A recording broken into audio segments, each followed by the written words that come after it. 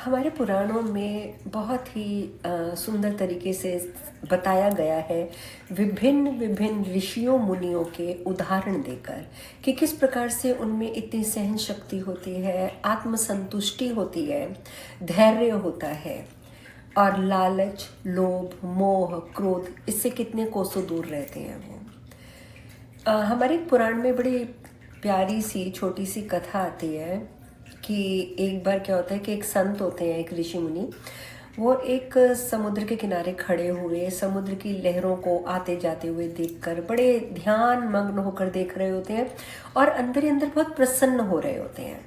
ये नहीं है कि उनके वो कुछ सोच रहे हैं या उनके दिमाग में कुछ और चल रहा है, नहीं, वो सिर्फ आनंद विभोर हो रहे होते हैं उन लहरों को देखकर। उसी समय वहाँ पर एक व्यक्ति आता है जो बहुत ही निर्धन होता है, बहुत ही गरीब होता है। वो आके बोलता है कि मैं आपको काफ़ी देर से देख रहा हूँ ऋषि महाराज, और मैं ये भी देख रहा हूँ कि आप इन लहरों को देख देख कर कितने प्रसन्न हो रहे हैं, यानी कि आपके पास वो सब कुछ है जो आपको सुख और सुकून देता है। लेकिन मेरे पास कुछ भी नहीं है, मैं भीख मांग रहा हूँ, मांगता हूँ और आपसे भी मांग रहा हूँ। और मैं ये भी जानता हूँ कि घर में मेरे बच्चे भूखे हैं, मेरी पत्नी भूखी है, मुझे उनके लिए कुछ ना कुछ खाने का इंतज़ाम करके जाना है। तो क्या आप मेरी कुछ सहायता करेंगे? अब वो जो ऋषि होते हैं वो कहते हैं कि भाई मेरे पास तो कुछ है नहीं है, पर फिर भी बताओ तुम क्या सहायता चाहते हो मुझसे, मैं क्या करूं जिससे कि तुम्हारी ज़िंदगी थोड़ी आसान हो जाए।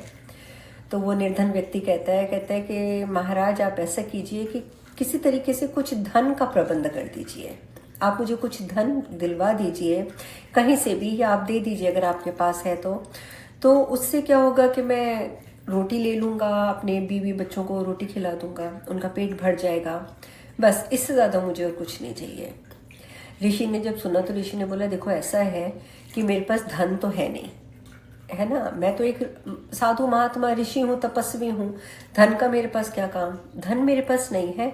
हाँ, मैं तुम्हारी एक सहायता कर सकता हूँ, ये नदी है ना, समुद्र जो तुम्हें दिख रहा है, तुम इससे बिल्कुल सीधा सीधा सीधा सीधा चलते जाओ, काफ़ी आगे जाना पड़ेगा तुम्हें, लेकिन वहाँ जब जाओगे तो वहाँ पे एक बालू का ढेर यानी कि एक रेत का बहुत बड़ा ढेर पड़ा है, तो वहाँ पर जाओ, हो सकता है कि तुम्हें वहाँ पर कुछ मिल जाए। तो वो निर्धन व्यक्ति बड़ा हैरान होता है, कहता है महाराज मुझे वहाँ क्या मिल जाएगा? कहते देखो मैंने वहाँ पर एक पारस मणि देखी थी गिरी हुई, वो गिरी पड़ी थी, और जहाँ तक मैं समझता हूँ कि मैंने अभी कुछ घंटे पहले देखी थी और तब से लेकर अब तक वहाँ कोई नहीं गया, तो हो सकता है कि वो पारस मणि अभी वहीं पे हो। तो तुम एक काम करो, तुम जाओ, हो सकता है उस बालू के ढेर में तुम्हें कुछ मिल जाए।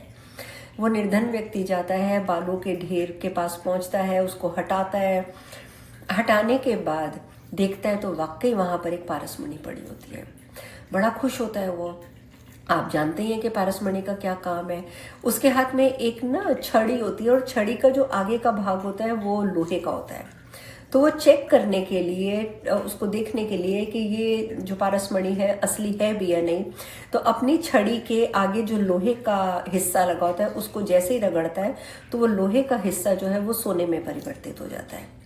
अब तो उसकी खुशी की कोई सीमा नहीं रहती, वो तो खुशी से नाचने लगते हैं कि मुझे पारसमणि मिल गई, मैं तो किसी भी लोहे की चीज़ को छू लूँगा और उसको मैं सोने की बना लूँगा। अभी नाचते खेलते कूदते वो वापस मुड़ता है, ये तो उसके दिमाग में एक प्रश्न आ जाता है, वो जो साधु महाराज थे जिन्होंने मुझे यहाँ भेजा और कहा कि वहाँ पारसमणि पड़ी है, तो उन्होंने वो पारसमणि खुद क्यों नहीं उठाई? वो खुद भी तो उठा सकते थे ना उस पारसमणि को, तो उन्होंने खुद क्यों नहीं उठाई वो पारसमणि? और सबसे बड़ी बात मेरे दिमाग में जो आ रही है वो ये है कि इसका मतलब उन साधु महाराज के पास इस पारसमणि से भी उचित कोई वस्तु है, जिस वजह से उनको पारसमणि की कोई मतलब उनको लगा कि इसकी तो पारसमणि की तो कोई औकात ही नहीं है उनकी ज़िंदगी में। वापस वो भागता है और जाता है साधु महाराज के पास, कहता है पहले तो मैं आपका धन्यवाद करूँगा, ये देखिए मुझे पारसमणि मिल गई। साधु महाराज बहुत खुश होते हैं, कहते हैं अब मुझसे क्या चाहते हो? तो वो निर्धन व्यक्ति कहता है कि मेरा सिर्फ एक ही प्रश्न है, और वो प्रश्न ये है, मैं ये जानना चाहता हूँ कि आखिर आपके पास ऐसी कौन सी वस्तु है जिसकी वजह से जानते हुए भी कि वो पारसमणि है, आपने उस पारसमणि को उठाया नहीं। साधु महाराज ने बहुत ही ना छोटे शब्दों में 3 अक्षरों में जवाब दिया, आत्मा परमात्मा है। आत्मा परमात्मा है। बस निर्धन व्यक्ति वहीं चुप का चुप खड़ा हो गया।